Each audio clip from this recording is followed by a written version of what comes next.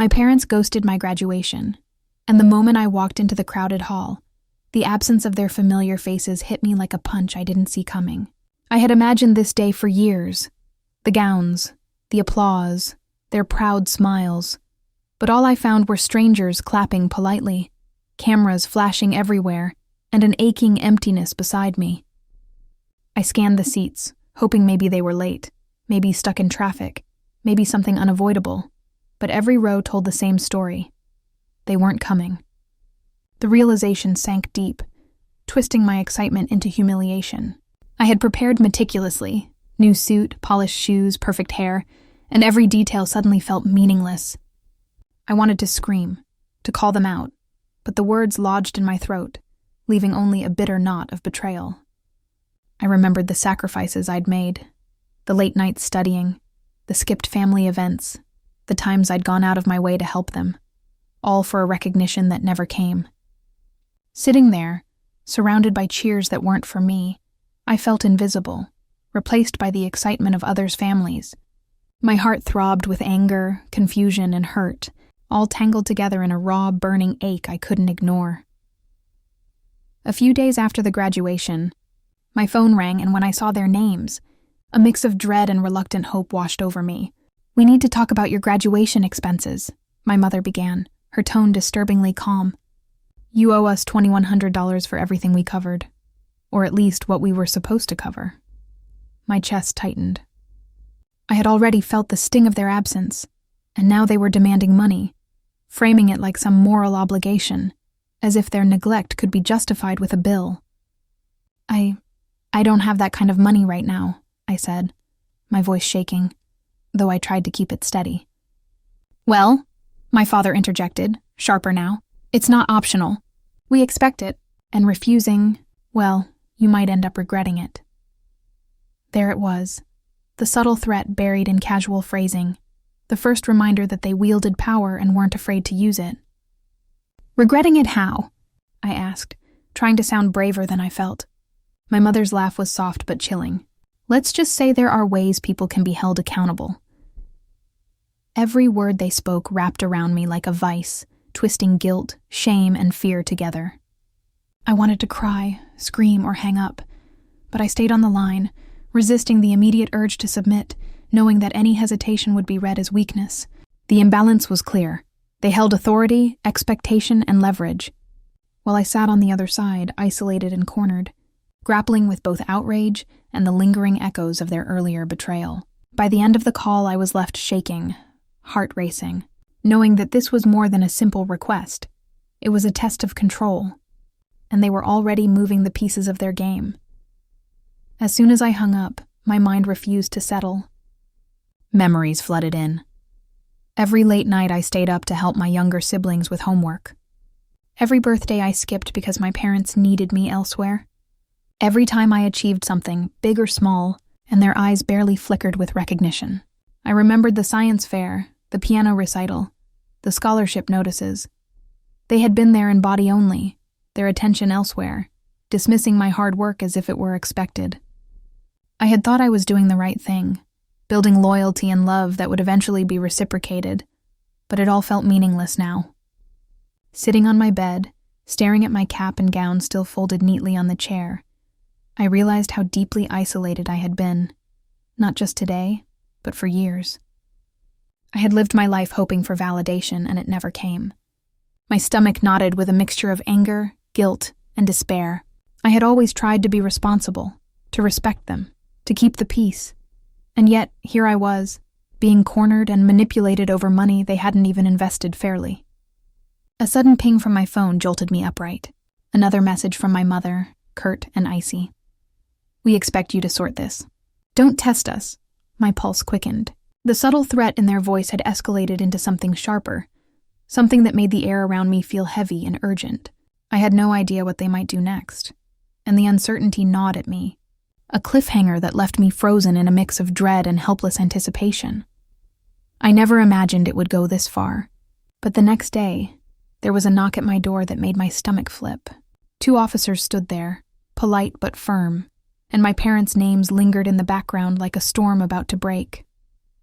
"We received a complaint regarding your refusal to pay your parents," one said. My head spun. I opened my mouth, but the words caught in my throat. The humiliation hit me like a wave. I had been dragged into a public display of control I didn't even understand. Neighbors peeked through windows, and my own hand shook as I tried to explain that this wasn't about defiance. It was about fairness, about being treated like a human being rather than a walking ATM. My parents watched from a distance, subtle smirks hidden behind carefully neutral faces.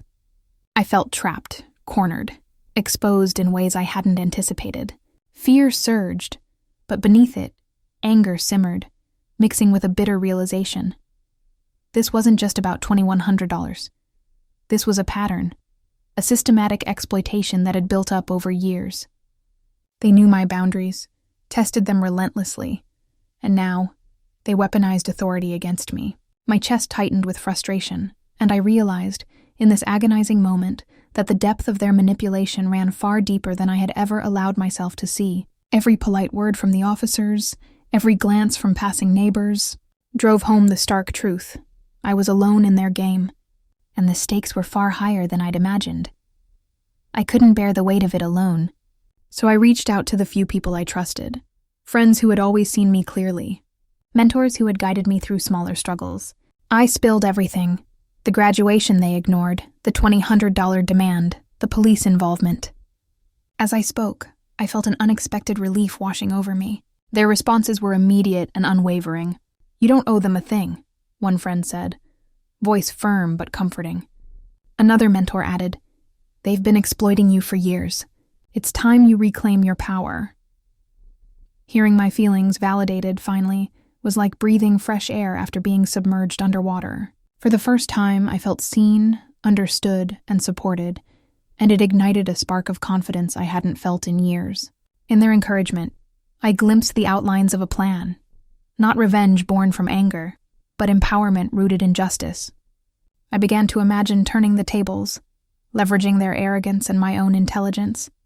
This emotional reprieve contrasted sharply with the torment I had endured, setting the stage for a calculated, satisfying reversal. I left that conversation feeling lighter, yet my mind raced with ideas, each one planting a seed for the moment I would finally reclaim control. After the conversations with my friends and mentors, I knew I couldn't stay passive any longer. I started taking quiet, deliberate steps to reclaim control. I reviewed my finances, cut unnecessary spending, and set up a separate account they couldn't touch, carving out a space where I could be independent. Late at night, I researched legal avenues, reading about family exploitation, harassment, and ways to protect myself.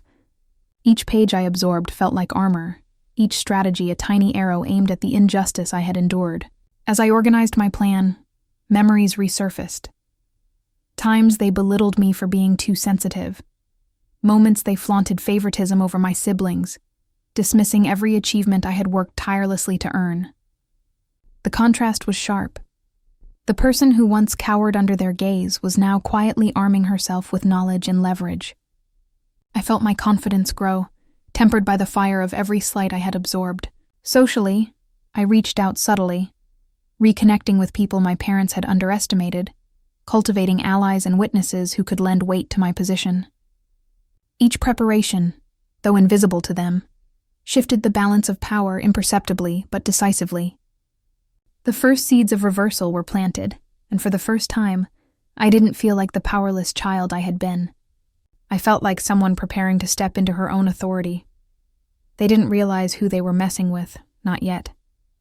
Every attempt at manipulation, every veiled threat or cold comment, I met with careful restraint, as if each encounter was a move on a chessboard I was finally mastering. I let them prattle on, demanding, hinting, trying to provoke guilt or fear, while quietly lining up the moment when the scales would tip. I arranged meetings in public spaces where witnesses could see the truth, and I consulted quietly with legal counsel to understand the full extent of my rights. Every step felt like a calculated dance. I smiled, nodded, and let them think I was compliant, all while the plan took shape in the background.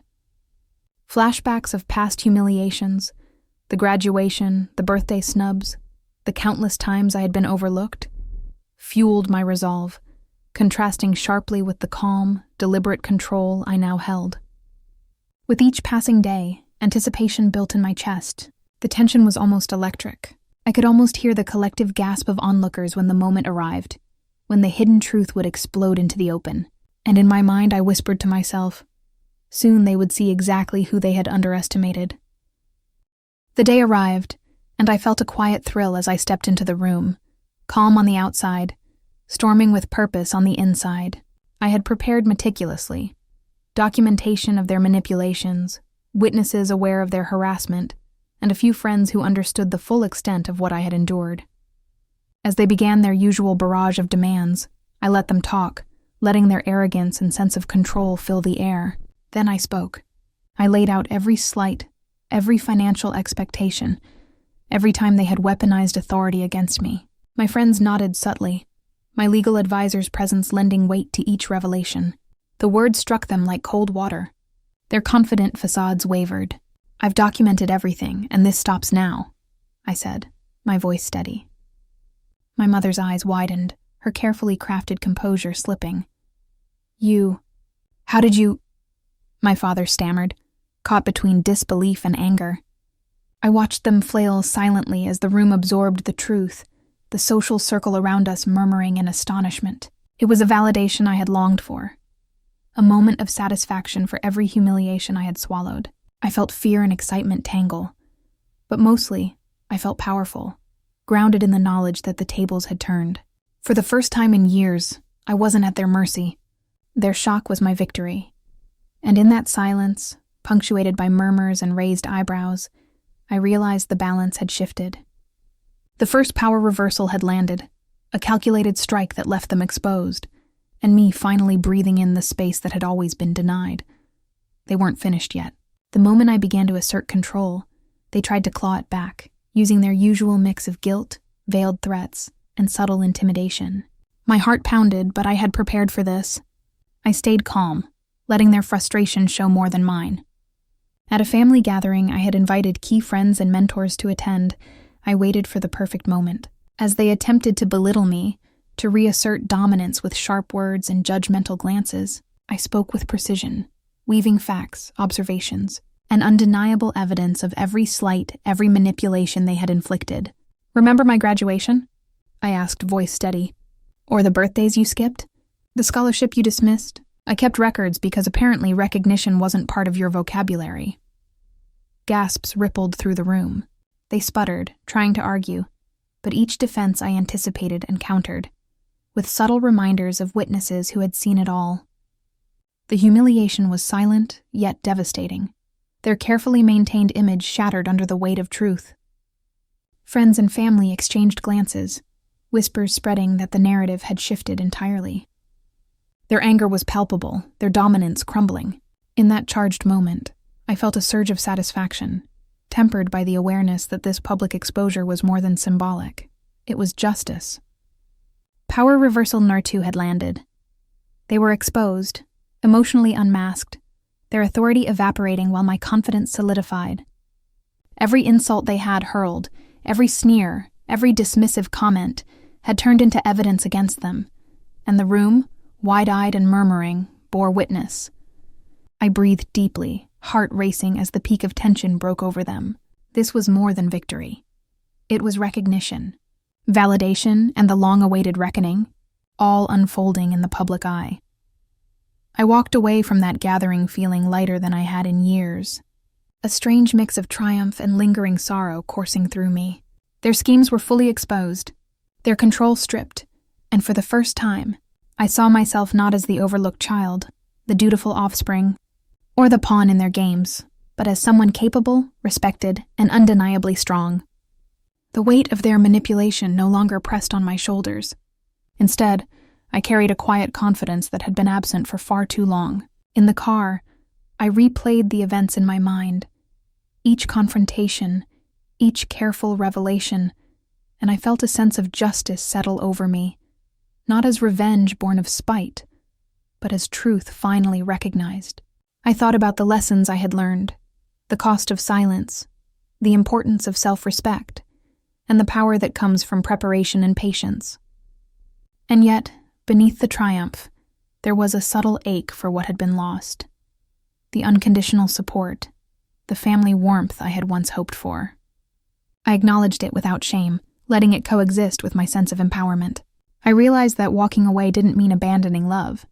It meant refusing to be diminished by those who failed to recognize my worth. I had reclaimed my dignity, set boundaries, and emerged stronger. And in that quiet reflection, I understood something essential. True justice isn't always loud or public. It can be internal, unwavering, and profoundly transformative. As I glanced back one last time, I felt a mixture of gratitude and resolve. My life, my choices, and my value were mine alone, and no amount of neglect or manipulation could ever take that away again. Months later, I found myself thriving in ways I hadn't dared to imagine before. Financial independence gave me freedom I had never truly known, and the quiet victories of everyday life, paying my own bills, pursuing passions long ignored, building friendships rooted in respect, felt sweeter than any approval I had once sought from my parents. I reflected on the chaos they had tried to impose, and instead of anger, I felt clarity. Their manipulations no longer held power over me. Karma had quietly done its work. The public exposure, the witnesses, and my own careful planning ensured their schemes could no longer harm me. Friends would remind me, laughing, that I had handled everything with grace, strength, and intelligence, and every validation reinforced the truth I had long suspected. I mattered. My boundaries mattered, and I deserved respect. Walking down the streets of my city, accomplishing my goals, and feeling genuinely proud of my own life, I realized that empowerment isn't just about winning against others. It's about reclaiming your own story. Every step, every decision, every moment of self-respect was a quiet triumph, and I knew I had transformed pain into power. My journey became a testament to anyone who had ever been dismissed, undervalued, or mistreated. You can rise, reclaim your dignity, and let the world witness your strength. Sometimes the people who are supposed to protect you are the ones you need to outsmart. I think about it often, how trust can be twisted, how love can be used as a weapon, and how silence can cost more than words ever could. But I also know now that awareness, preparation, and self-respect are shields stronger than fear or manipulation. Every betrayal, every demand, every threat I endured became a lesson in resilience and strategy. I want anyone listening to feel that spark I felt. The knowledge that you can reclaim your power, that validation comes not from others, but from standing firm in your truth. Life doesn't always hand you justice on a silver platter, but careful, thoughtful action, courage, and clarity can turn the tables in ways you never thought possible. And when it does, the satisfaction isn't just in proving someone wrong, it's in proving to yourself that you will never be diminished again.